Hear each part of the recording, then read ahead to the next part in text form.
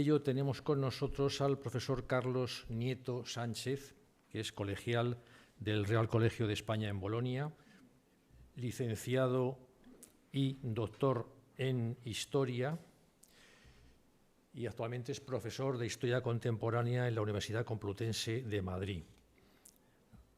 Es asesor histórico de la Asamblea Española de la Soberana Orden de Malta y también es académico correspondiente de la Real Academia Matritense de Heráldica y Genealogía. Es autor de numerosas publicaciones. No les voy a abrumar con su enumeración, simplemente mencionarles que fundamentalmente tiene dos líneas de investigación. Una de ellas es sobre cuestiones heráldicas y la otra es sobre, obviamente, la historia de la Orden de Malta. Entre sus reconocimientos hay que mencionar que está en posesión de la Cruz de Caballero de la Orden de Isabel la Católica. Y nada más, cuando quieras, tienes la palabra para hablar sobre las armas del príncipe heredero. Gracias, Javier. Como siempre, gracias al profesor Alvarado por ofrecerme la oportunidad un año más de estar en este ciclo de conferencias. Así que, como te digo, muchas gracias, Javier, por contar siempre conmigo, que te lo agradezco, como sabes, muchísimo. Gracias al presidente y a Manolo también por estar aquí en nombre de la Asociación de Hidalgos, que es un sitio que acoge a tantos profesores, a tantos universitarios, a tantos académicos y de verdad muchísimas gracias por estar aquí y gracias a todos los presentes por haber venido a escuchar mi conferencia y, por supuesto, a los que están también desde casa escuchando en streaming estas palabras. Me ha propuesto el profesor Alvarado hablar sobre las armas del príncipe heredero. Y he estado pensando cómo estructurar de una forma lógica esta conferencia y lo he hecho en dos partes. Una primera parte que está dedicada a conocer y a entender la historia de los príncipes herederos, especialmente del príncipe de Asturias, que es la figura que va ligada al heredero de la corona por lo general, casi siempre en España, y otra dedicada a la heráldica de los príncipes herederos. Entonces vamos a hablar en primer lugar de, como digo, este origen del Principado de Asturias y después vamos a hablar de la heráldica del príncipe heredero. Para entender y para hablar del príncipe heredero tenemos que entender una palabra que es común y que está en nuestro vocabulario, en los medios de comunicación, en las revistas, que es la palabra infante. Con ese término, con el término de infante, es como se designa a los hijos de los reyes. Viene del latín infans, infantis, y quiere decir adolescente. Es lo que quiere decir esta palabra. Posiblemente no se utilizó antes del reinado de Fernando VI, pero con posterioridad a este reinado vemos esta palabra con bastante frecuencia. Es en Inglaterra, y no en España, donde hay por primera vez costumbre de instituir, de dotar al primogénito de la corona con un territorio y con un título unido desde entonces a la figura del sucesor. Eduardo I, casado con Leonor de Castilla, es a quien se le concede el Principado de Gales en el año 1283. En el caso de España, la concesión, podemos llevar la concesión del título de Príncipe de Asturias, que es el que tiene el heredero de la corona, al año 1388, cuando Juan I concede a su primogénito Enrique, quien será después Enrique III, el Principado de Asturias con motivo de su boda con Catalina de Lancaster, nieta de Pedro I el Cruel, y además una unión que suponía dejar atrás, olvidar un poco las luchas dinásticas que había habido entre Pedro I y su medio hermano. Es una figura que está también en consonancia a lo que se está haciendo en otros reinos. En Aragón, Pedro IV ha instituido en 1351 el Ducado de Gerona para el heredero de la corona.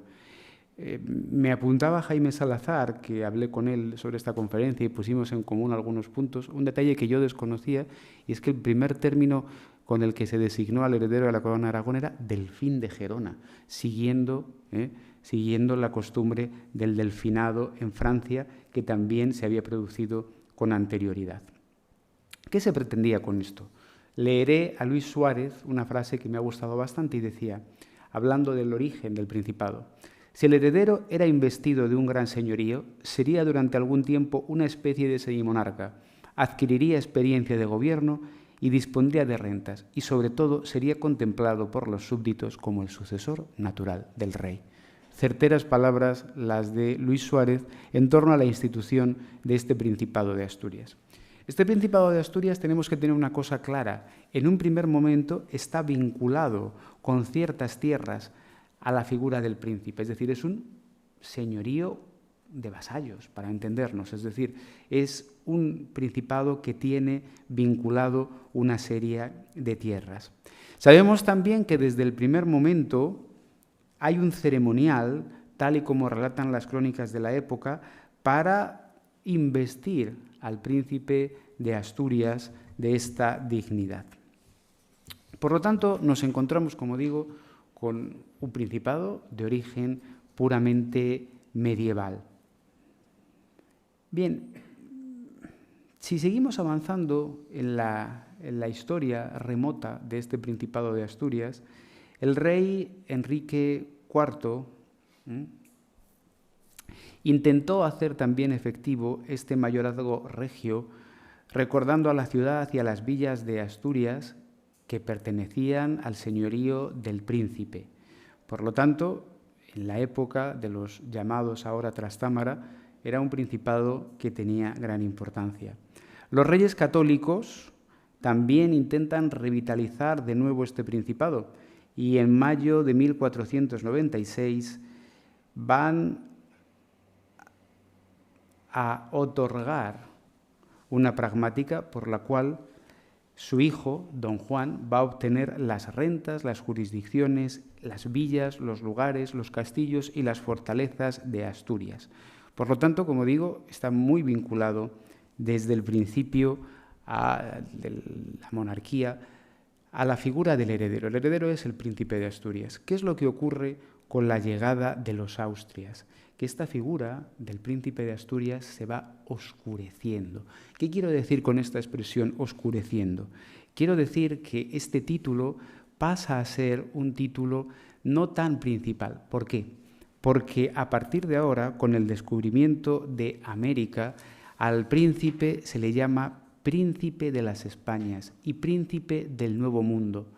Por lo tanto, ese título, el príncipe de Asturias, comienza a estar un poco oscurecido, como digo, por los nuevos títulos que van a adornar, al heredero de la corona a partir de la llegada de los Austrias. Sin embargo, eso no quiere decir que no tuvieran y no siguieran ostentando estos primogénitos el título de príncipe de Asturias. Por ejemplo, Garibay. Los que somos bibliófilos conocemos todos el nobiliario de Garibay, Esteban Garibay Zamayoa, que es un libro fundamental que se publica en 1596. Dice Garibay en la introducción, en el prólogo de su libro: es cosa impropia decir que los primogénitos de estos reinos son príncipes de Castilla o de España, son los príncipes de Asturias, aunque el vulgo, con ignorar esto, tiene por recibido lo contrario. O Antonio Hurtado de Mendoza, que dice: y porque en lo curioso se perdona fácilmente lo prolijo, no será molesto referir qué género y estado de personas juran a los príncipes de Asturias, que este es el nombre de los primogénitos de estos reinos, y si bien en las otras coronas unidas a ellos se nombran vulgarmente, en Aragón de Gerona, en Navarra de Viana, en Nápoles duque de Calabria o en Portugal solo príncipe. Por lo tanto, aunque el título en la época de los Austrias esté, como digo, algo oscurecido, no quiere decir que no se supiera y que no se conociera que era el título de los herederos de la corona. En la época borbónica, el título de príncipe de Asturias vuelve, podemos decir, a florecer o a renacer. En parte porque tengan ustedes una cosa en cuenta, y es que Asturias ha sido una zona que ha permanecido fiel al rey Felipe V durante la Guerra de Sucesión. No ha sido una zona austracista, no se ha visto afectada por ninguna regulación legislativa como ocurrió con los decretos de nueva planta en otras partes de España. Por lo tanto, el Principado de Asturias es una zona bastante leal y los reyes borbones vuelven otra vez a nombrar a sus herederos con fuerza como príncipes de Asturias. Por ejemplo, Carlos IV. Carlos IV fue durante casi 20 años príncipe de Asturias. Nadie le llamaba de otra forma, era el príncipe de Asturias. Por lo tanto, hay una revitalización en la época borbónica. Pero donde quiero detenerme más, quizá también un poco por deformación profesional, porque en la época histórica que yo me defiendo mejor es en la contemporaneidad, es qué es lo que ocurre con la figura del príncipe de Asturias en el constitucionalismo, empezando en Cádiz y terminando en nuestros días en la Constitución de 1978. La Constitución de Cádiz habla de la familia real y del reconocimiento del príncipe de Asturias. Por lo tanto, el heredero de la corona en Cádiz aparece como el príncipe de Asturias. Se sabe que en las sesiones de las Cortes en Cádiz intervinieron ilustres diputados, Argüelles, Cañedo, Inguanzo, que defendieron que tenía que incluirse esta denominación del príncipe de Asturias en la Constitución que iba a surgir de aquellas Cortes de 1812. Por lo tanto, como digo, aparece en la Constitución de Cádiz el príncipe de Asturias como el heredero de la corona. Sin embargo, saben ustedes que durante todo el siglo XIX hubo en España un vaivén de constituciones. Si en el momento en el que se proclamaba la Constitución el partido del gobierno era un partido progresista, la Constitución tenía la tendencia progresista. Sin embargo, en el caso contrario, si era un gobierno moderado, la Constitución era una constitución esencialmente conservadora y moderada. En las constituciones de 1837 y 1845, la primera de signo progresista, la segunda de signo moderado, se suspendió y se suprimió la equiparación del título de príncipe de Asturias con la del heredero de la corona. La expresión que utilizan estas constituciones es el heredero inmediato de la corona, el sucesor inmediato de la corona o el inmediato sucesor. También hablan de el hijo del rey. Por lo tanto, como digo, desaparecen en las constituciones del 37 y del 45 las menciones al príncipe de Asturias. En 1850 hay un Real Decreto inspirado por el ministro Pidal, en el cual se dice, teniendo presente la costumbre antigua en España y el ejemplo establecido por los reyes predecesores, se atribuye a los sucesores inmediatos de la corona, con arreglo a la Constitución de la monarquía, sin distinción de varones o de hembras, el título de príncipe de Asturias. A través de un Real Decreto, por tanto, se regula en 1850 el título de príncipe de Asturias. Bien, esa dinámica también se va a mantener en la Constitución de 1869, la Constitución surgida de la Revolución Gloriosa del 68. Pero en 1876, en la Constitución de la Restauración, que como saben, la Constitución que ha tenido mayor recorrido histórico durante toda nuestra edad contemporánea, desaparece nuevamente esta denominación de príncipe o princesa de Asturias. Un Real Decreto de 1880, nuevamente estamos ante una regulación de Real Decreto, fija el ceremonial para la presentación solemne del príncipe o infanta que diese a luz la reina María Cristina. Pero no se habla nuevamente de príncipe de Asturias. Tendrá que haber una comisión creada por la Diputación Provincial de Oviedo para que se vuelva otra vez, a través de otro decreto de ese mismo año, publicado en la Gaceta de Madrid el 1 de septiembre de 1880, a nombrar nuevamente al príncipe heredero como príncipe de Asturias. Es, por lo tanto, a partir de ahora cuando ya definitivamente se habla de príncipe de Asturias.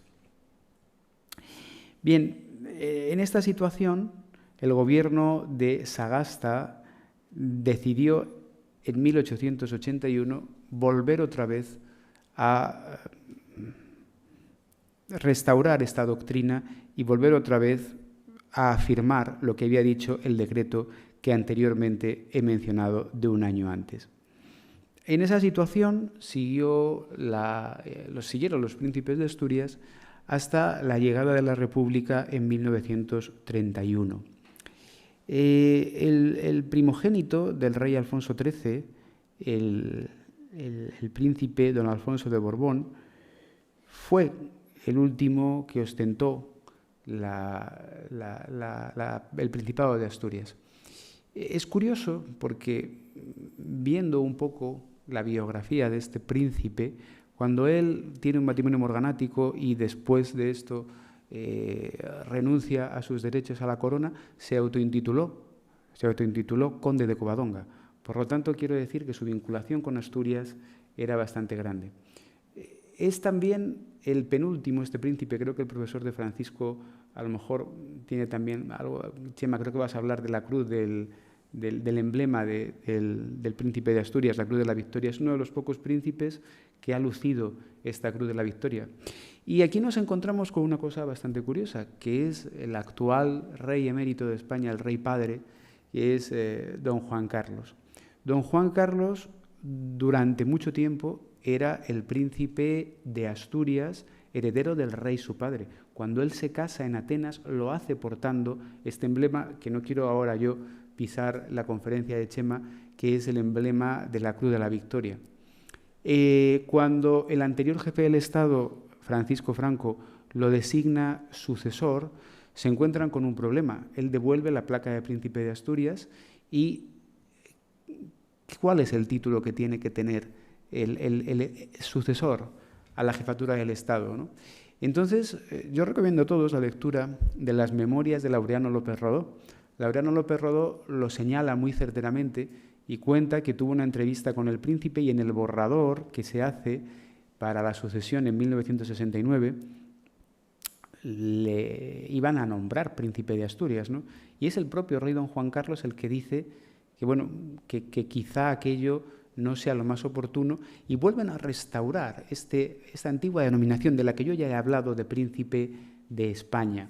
Se ha escrito también mucho sobre eso. El título de príncipe de España no era un título como tal, era un título que utilizaban y que utilizaron algunos austrias, pero, como digo, no era el título del heredero. En ese momento se crea y se dice que era el título del príncipe don Carlos, el hijo de Felipe II. Se hace una serie de cábalas históricas, pero la historia es que el propio rey don Juan Carlos quiso respetar el que él en ese momento dejaba automáticamente de ser el príncipe de Asturias para ser el sucesor del general Franco, y no tenía lugar. Por lo tanto, esto es bastante importante. Hay un decreto de 1969 en el que se dice lo siguiente: prestado juramento, el príncipe don Juan Carlos de Borbón y Borbón ostentará el título de príncipe de España, con tratamiento de Alteza Real, y asumirá los derechos y deberes inherentes a su alta condición. 2 años más tarde, en el 71, se publica otro decreto por el cual se dota al rey de un escudo del que ahora hablaremos y de un pendón del que ahora también hablaremos. El título de don Juan Carlos llevaba asociado el tratamiento de Alteza Real y los honores militares correspondientes a los capitanes generales del ejército. Nuestra Constitución española de 1978 dice en su artículo 37: el príncipe heredero, desde su nacimiento o desde que se produzca el hecho que origine el llamamiento, tendrá la dignidad de príncipe de Asturias y los demás títulos vinculados tradicionalmente al sucesor de la corona de España. El Real Decreto 1368/1987 de 6 de noviembre sobre el régimen de títulos y tratamientos de honores de la familia real y de los regentes dice en su artículo 2 que completa lo anterior. El heredero de la corona tendrá desde su nacimiento o desde que se produzca el hecho que origine el llamamiento la dignidad de príncipe o princesa de Asturias, así como los demás títulos vinculados tradicionalmente al sucesor de la corona y los honores que como tal le correspondan. Recibirá el tratamiento de Alteza Real. De igual dignidad y tratamiento participará su consorte, recibiendo los honores que se establezcan en el ordenamiento jurídico. Esto sería, grosso modo, muy rápidamente, la historia de los príncipes herederos de la corona de España. Vamos a hablar ahora, en esta segunda parte de mi conferencia, de las armas de los herederos de la corona. Y para eso sí que yo ya tengo ahora que ayudarme de este PowerPoint, que es el que voy aquí a explicar. Pero antes de explicar nada, vamos a entender 2 conceptos fundamentales, las 2 formas que hay para hablar de los escudos de los herederos. En la heráldica española tenemos dos métodos o dos medios, podemos decir, para que en un mismo blasón se distinga a diferentes miembros, a diversos miembros de la familia. El primero es la brisura y el segundo es la diferenciación de armas. Son los dos medios que tenemos. La brisura. ¿Qué es la brisura? Es algo tradicional en la heráldica franco-normanda y en la heráldica europea, y es el sistema, como digo, más extendido. Se trata de introducir en un escudo un distintivo, generalmente un distintivo de menor importancia, pero muy visible, y que sin alterar las piezas o figuras esenciales que identifican el linaje, nos indique que estamos ante las armas de un hijo segundo, reservando lo que podríamos llamar las armas puras al jefe de la familia. La brisura puede ser de muchas formas. Puede ser la inversión de los esmaltes, puede ser el aumento o disminución del tamaño de alguna de las piezas, la modificación de algunas de las figuras. Pero frente a todas estas opciones para realizar la brisura, hay una que es la fundamental y que es la más extendida, que es el lambel. El lambel, como ahora veremos, es una especie de E invertida que identifica claramente las armas de un hijo con respecto a las de su padre. Por lo tanto, la primera forma es la brisura, la primera forma que hay para distinguir las armas del padre, del hijo, del rey y su heredero. La segunda fórmula, y muy importante, es la llamada diferenciación de armas. Aunque ahora lo vamos a ver muy claramente, aquí tenemos una diapositiva clara de diferenciación de armas. Es tradicional en Castilla y consiste en organizar los blasones de los infantes menores en un escudo cuartelado que altera el cuartel de Castilla o el de León, pero que conserva siempre los colores de las armas reales y a primera vista nos recuerda a esas armas reales. ¿Qué se hacía en Europa? Porque miren ustedes, las monarquías también ahora y antes, las costumbres europeas eran comunes para prácticamente la totalidad de los países. En Inglaterra se brisaba, tal y como hoy en día se hace también con las armas del príncipe de Gales, heredero de la corona. En Francia, donde estuvo muy arraigada la brisura, porque es donde nació, el heredero, curiosamente, no brisaba sus armas, sino que había una diferenciación de armas con las armas del rey. ¿Qué es lo que pasó en la corona de Castilla y en la corona de Aragón? En Aragón, en primer lugar, pasó algo muy curioso. Ni se brisaba ni se diferenciaban las armas. En Aragón lo que ocurría es que las armas del heredero eran las mismas que las armas de su padre. No había ningún tipo de diferencia. En Castilla sí.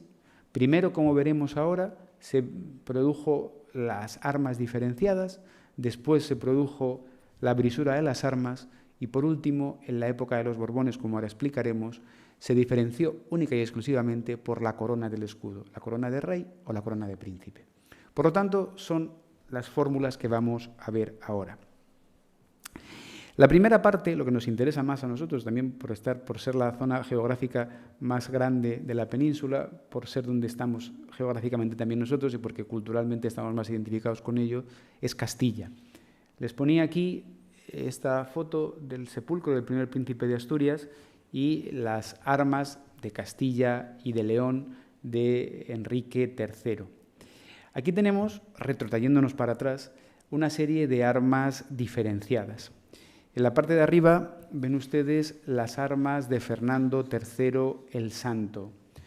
La primera que ven ustedes aquí, a su izquierda, son las armas de doña Berenguela, su hija. Tenemos el cuartelado de Castilla y León, más una bordura componada de castillos y de águilas. Otro de sus hijos, don Felipe, el siguiente lo ven ustedes con un cuartelado de Castilla y de águilas. Y por último, el infante don Luis, con un cuartelado de Castilla y de 3 fajas. Ven, por tanto, cómo todas estas armas tienen unas grandes similitudes con las armas del Rey Santo, pero la realidad es que están cada una de ellas diferenciadas. He puesto estas 3 porque he encontrado unos escudos que son buenos. Hay una obra que yo recomiendo a todo el mundo, que está publicada, por cierto, por la Asociación de Hidalgos, por el mejor, sin duda, heraldista que ha habido en el siglo XX en España, que es Faustino Menéndez Pidal de Navascués, que el año pasado, hace 2 años, participé también yo, no, ya creo que 3 años, Javier, en un homenaje que se le di aquí. Él tiene un libro sobre la heráldica real en Castilla y León, y tienen unos desplegables donde pueden ver todas estas armas diferenciadas perfectamente. Y una obra que, por otra parte, no ha vuelto otra vez luego después a publicarse nada o muy poco del tema, y es una obra maestra sobre este asunto. Pueden ver estas armas diferenciadas en esa obra, como les digo, con mucha más precisión. Pero aquí tenemos estas armas, y ven perfectamente en los tres escudos las armas diferenciadas y las diferencias que hay. Sigo también con otras armas diferenciadas, que son las del rey Alfonso X y sus hijos. Tienen arriba el escudo del rey sabio, y aquí tienen los escudos cuartelado con águila y cuartelado de leones, unos de Castilla y águila y otro de león y águilas, que serían de sus hijos don Pedro y don Juan. También los tienen aquí, donde podemos ver esta diferenciación de armas. Podemos seguir con las armas diferenciadas de Pedro I y de sus hijos, en este caso con un dragante, ven una de ellas, y otra entrada en punta el castillo de Castilla y los Leones. Podríamos estar así viendo muchísimos, pero tampoco quiero cansarles ni aburrirles. El rey Enrique IV, llamado el Impotente, aquí tenemos una imagen de él, y tenemos también este escudo que va a ser el escudo tradicional de leones y castillos, este cuartelado, que va a ser el típico de la monarquía española durante la dinastía de los Austrias. Pero este escudo, que es el típico en un primer momento, empieza después a ser sustituido por unas armas que se van a llamar las armas grandes. Y también quiero yo hablarles aquí de este asunto. Miren, hoy en día nosotros tenemos un escudo, vamos a ver, este es el escudo monárquico. Si ven ustedes el escudo de don Juan Carlos, el escudo de España tendría esa disposición que estamos viendo, ¿verdad? Son escudos sencillos. Esos escudos son escudos que comienzan a utilizarse en la dinastía borbónica. ¿Por qué? Porque con anterioridad eran escudos mucho más complejos. Ahí tenemos, por ejemplo, el escudo de Felipe II y el escudo del príncipe don Carlos. Ven ustedes las armas grandes del rey, ahí la están viendo, ya era rey de Portugal, Felipe II, y aquí ven ustedes el escudo de su hijo, el príncipe heredero don Carlos, con la brisura en azur. Eso es el lambel. Eso es un lambel. Esas son unas armas con brisura. Por lo tanto, se distinguen las armas de su padre de las armas del hijo por este lambel que yo les estoy aquí señalando. Como les decía hace un momento, es un elemento distintivo que hace diferenciar las armas del padre de las armas de su heredero. Aquí tenemos también estas armas grandes, que son las armas del rey Felipe II. Ven ustedes una moneda del rey Felipe III, perdón, no de Felipe II. Nuevamente estas armas grandes. Y aquí tenemos las armas del rey siendo príncipe heredero. Nuevamente estamos ante un lambel, en este caso un lambel de azur y plata, pero nuevamente tenemos, como les digo, el mismo escudo, pero siendo rey, siendo príncipe heredero. ¿De acuerdo? ¿Ven la diferencia entre uno y entre otro? Ahí tenemos el escudo de Felipe IV, las armas de Felipe IV, y tenemos también las armas de su hermano bastardo, don Juan José de Austria. Ven ustedes que son las mismas armas, pero tienen en filete la barra de bastardía. Por lo tanto, la misma disposición heráldica, pero con la barra de bastardía y acolada la cruz de Malta, porque don Juan José era bailío de la Orden de Malta. Ahí tienen también ustedes las armas del rey Carlos II en la Casa de la Panadería en Madrid. Ya no tienen en escusón, como ven aquí, las armas de Portugal, y ya ven ahí que ha pasado a no tener, mejor dicho, las armas de Portugal en su escudo. El rey Felipe V, aquí tienen también el escudo del rey Felipe V en un convento en Segovia, va a seguir con esta costumbre de las armas grandes. Tengan ustedes una cosa en cuenta, y es que las armas grandes, durante toda la monarquía de los Austrias, se identificaron con las armas nacionales. No existía un escudo nacional. Las armas grandes eran las armas del reino. Esta costumbre que tenemos ahora de las armas pequeñas es posterior. Aquí pueden ver ustedes Castilla, León, Granada. Aquí tienen Aragón y las dos Sicilias, Módena, Brabante, Tirol, Flandes, Borgoña, Austria y Granada.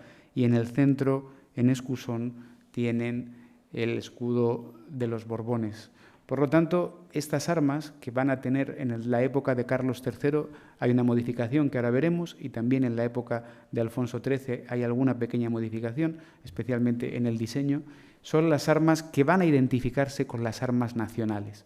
A partir de la llegada de los Borbones aparece un escudo más pequeño. En un primer momento solamente en los cuarteles tiene León y Castilla. Luego se añadirán también los cuarteles de Aragón, Granada y Navarra, que sería el actual escudo que tenemos en España.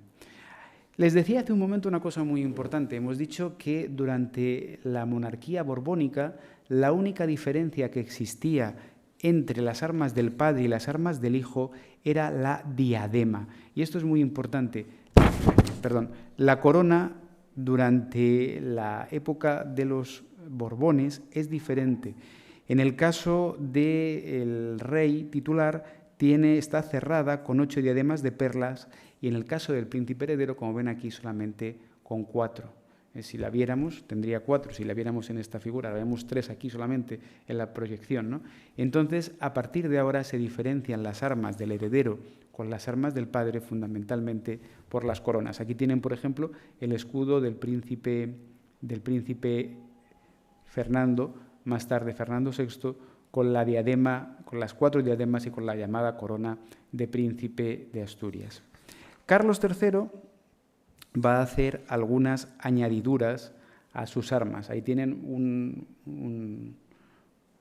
una composición tomada de un libro, una composición más perfecta en color hecha actualmente. Añade Parma y añade Toscana a las armas y pone también el escudo en escusón cuartelado en el centro, ¿verdad? Por lo tanto, estas son las armas que va a tener el rey Carlos III. Les he traído también las armas del rey intruso, de José Bonaparte, que cuartela de forma completamente diferente su escudo. Ahí lo pueden ver ustedes en un convento también de Valladolid, cómo él va a añadir, primero va a cambiar la disposición de las armas, añadiendo abajo la granada y las columnas de Hércules, y en el centro, en escusón, el símbolo de la familia Bonaparte. El rey Fernando VII, tienen ahí ustedes también otra moneda del rey en la que pueden ver la disposición que tienen sus armas, que son las armas estatales. He traído también esta figura que me ha parecido bastante interesante, que son las armas reales de la reina Isabel II cuando es princesa, los pocos años que ella es princesa, antes de la muerte de su padre. Fíjense que son nuevamente las armas con la corona de príncipe, y en este caso aparece también la orden de damas nobles de la reina María Luisa. Y a la derecha tienen las armas ya de la reina Isabel II, que son realmente las mismas armas que utilizaba el rey Carlos III, que hemos visto con anterioridad, y Fernando VII. Estas son las armas de Alfonso XIII, que cambian un poco el diseño heráldico, pero que siguen siendo también, en esencia, las mismas representaciones en cada uno de los cuarteles, aunque, como les digo, con un nuevo diseño heráldico. Esto es una curiosa imagen que puede llamar al equívoco. Don Juan de Borbón utilizó siempre, el conde de Barcelona, las armas grandes, pero él tenía en la entrada de su casa en Estoril este tapiz que le habían regalado con motivo de su boda en Roma los monárquicos españoles. Y aparece, por un lado, las armas de los Borbones de Francia y, por otro, las armas inglesas de Battenberg. Es un escudo que él no utilizó nunca, pero que hay alguna fotografía que está con él y que, como digo, ni son las armas grandes, ni son armas reales, y con lo que pueden hacer únicamente es llamar a engaño. Cuando don Juan Carlos fue proclamado sucesor del general Franco a la jefatura del Estado, se le dotó de unas armas. Estas armas son las que estamos aquí viendo, y son unas armas que tienen acolada la cruz de Borgoña y tienen entre el toisón de oro y el propio escudo el yugo y las flechas. A mí siempre me pareció curioso que con todo el revisionismo histórico que ha habido, con la ley de memoria histórica, nadie tocara las armas del rey don Juan Carlos, que seguían incluyendo el yugo y las flechas en su escudo. Ahí permanecieron y de hecho el escudo de nuestro rey padre hoy sigue siendo este. Se dotó también al rey, al entonces príncipe, de un pendón que se utilizó un color azul, que podríamos llamar un color azul falange, yo creo que podríamos decir, ¿verdad? Porque ese color azul falange no era el color tradicional de este tipo de emblemas, no. El color tradicional era el color morado, pero quizá porque tenía en aquel momento, se vio el color morado, alguna concomitancia republicana o alguna, desconozco el qué, se utilizó este color azul. Ahora veremos nuevamente que se ha vuelto al color azul para el emblema, para el pendón, perdón, de la princesa de Asturias, pero se ha vuelto al color azul que se identifica con la bandera del Principado, que es un color azul completamente diferente a este que utilizaba el rey don Juan Carlos. En los años 90, la Academia Matritense de Heráldica y Genealogía fue muy activa por parte de algún académico y del entonces director la idea de que había que dotar al príncipe de Asturias, que se iba haciendo, iba creciendo, ya era adulto, de unas armas. Se hizo alguna publicación, el profesor de Francisco y yo lo hemos hablado, pero yo las tengo, estas publicaciones rojas, ¿sabes cuál te digo, Chema, que se hicieron? Y entonces fueron muy activos a la hora de crear una conciencia de que el príncipe heredero tenía que tener unas armas. No he podido traer la imagen porque al escanearla, la que yo tenía era de tan mala calidad que no se veía. Pero la propia Academia propuso unas armas que eran básicamente estas, pero con la cruz de Borgoña acolada y pendente también en algunas ocasiones con la cruz de la Victoria del Principado de Asturias. Años después de esta propuesta de la Academia Matritense, el príncipe heredero don Felipe, nuestro actual rey, su majestad el rey, adoptó estas armas, que son unas armas en las que se vuelve otra vez a la tradición austracista de brisar las armas, en este caso con un lambel de azur. Son las armas que he utilizado durante todo el tiempo que ha sido príncipe de Asturias, no durante todo el tiempo, sino desde que se le dieron hasta que ha sido coronado rey. Y son las armas que él ha utilizado. Fíjense también que la corona es la corona de príncipe con las 3 diademas y que, como digo también, en un momento determinado se le dotó, como ven ahí ustedes, de un estandarte que volvía otra vez a recuperar el color tradicional y además un estandarte que hoy en día es el que concretamente es el del rey de España. La princesa de Asturias, heredera de la corona, doña Leonor, tiene este escudo y tiene también este estandarte. Ven ustedes como el azul ya no es el mismo que había utilizado su abuelo siendo príncipe de España, sino que es un color que se identifica más con el de la bandera de Asturias y es el pendón de la heredera de la corona. Va a haber una conferencia del profesor Barrios donde va a hablar de estos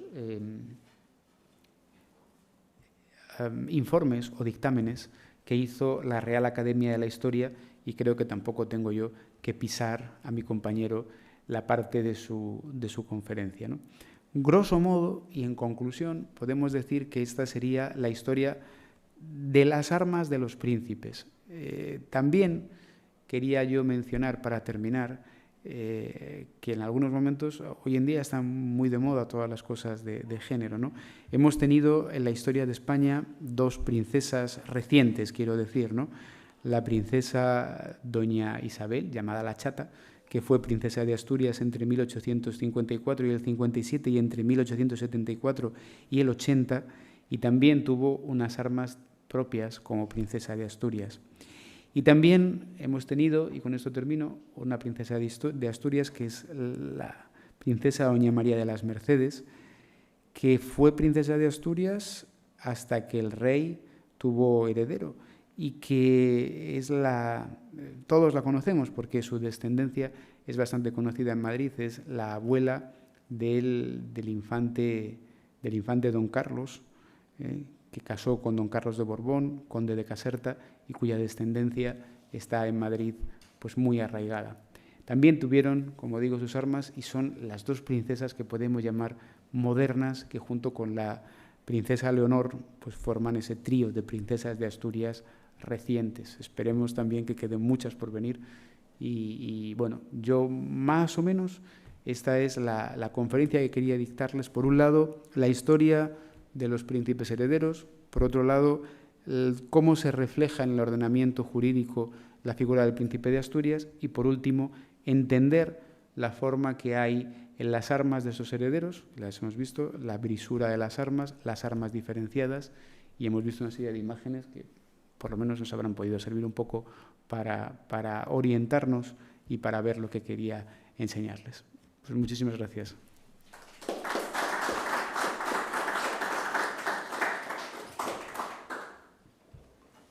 Muchas gracias, Carlos. Y comenzamos un pequeño turno de preguntas. El profesor de Francisco. O de debate, de tertulia, de preguntas o de debate. Es un poco por alusiones y porque fue mi tema de tesis doctoral. Entonces, claro, es muy conocido. Una cosa fundamentalmente medieval, y es que frente a los modelos británico y francés, que son los de referencia, que luego llegan a Aragón con el Delfinado, y que tenían unas armas diferenciadas, el príncipe de Asturias ni tuvo armas diferenciadas ni tuvo señorío jurisdiccional. Es decir, Asturias es un título.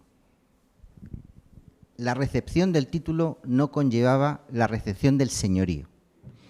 Y eso hay un informe muy interesante en época de Felipe V, porque se pide para Luis I el señorío de Asturias. Y entonces le dicen que aquí los príncipes lo que tenían era el título, no el señorío.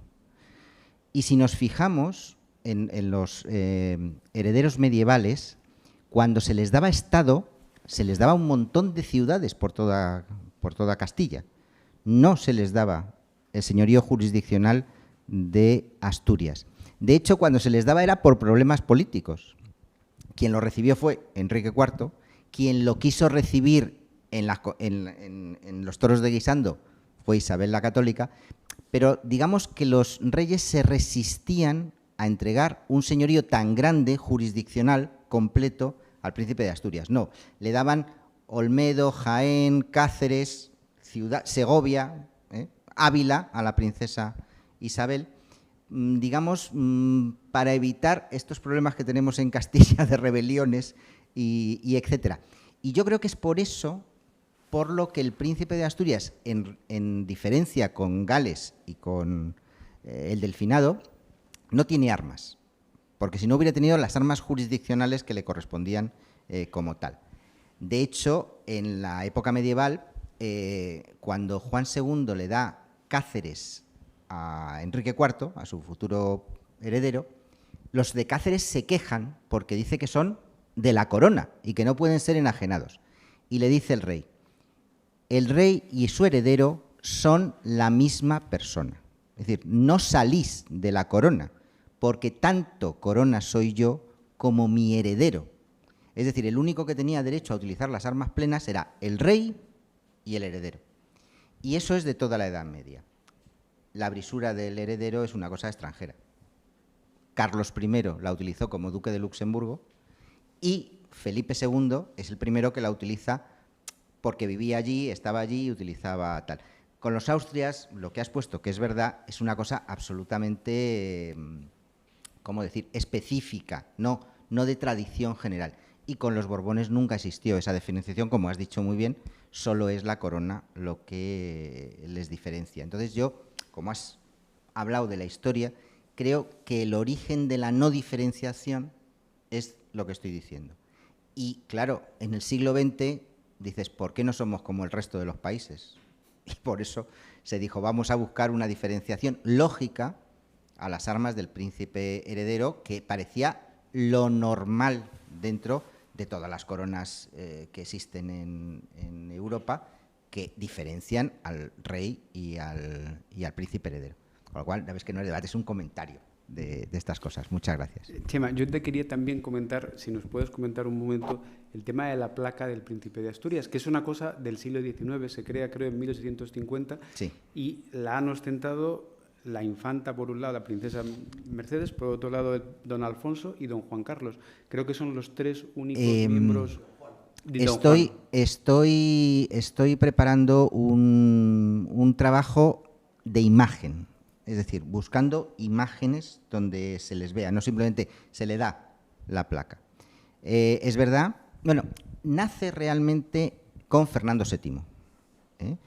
Cuando iba a nacer el hija de Fernando VII, la Diputación de Asturias quiso crear una placa y tal, pero como nació una chica y en aquella época no tal, pues... y entonces hubo que esperar al nacimiento del futuro a Alfonso XII.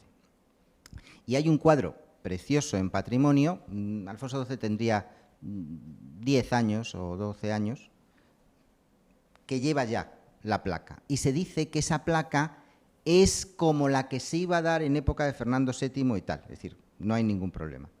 Luego, como tú bien dices, la chata, la tuvo también, hay un cuadro precioso que lo lleva, María de las Mercedes también la lleva, don Alfonso de Borbón y Battenberg tiene unos cuadros y unas... Con la Cruz de Santiago, algunos con la de Cruz de ellas, Santiago, de sí. Látzlo, que es un soberbio. gran pintor. Yo, fíjate, de don Juan no he encontrado ninguna imagen con la placa. No digo que no la haya, porque claro, le pilló en el exilio, pero no he encontrado ninguna imagen con la placa, que tendría que ser entre 1933 y 1941. Busqué en la boda, digo yo, en la boda, y en la boda no la llevaba. Iba con frac, pero no la llevaba. Por tanto, iba con ronda, pero no he encontrado una imagen con la placa.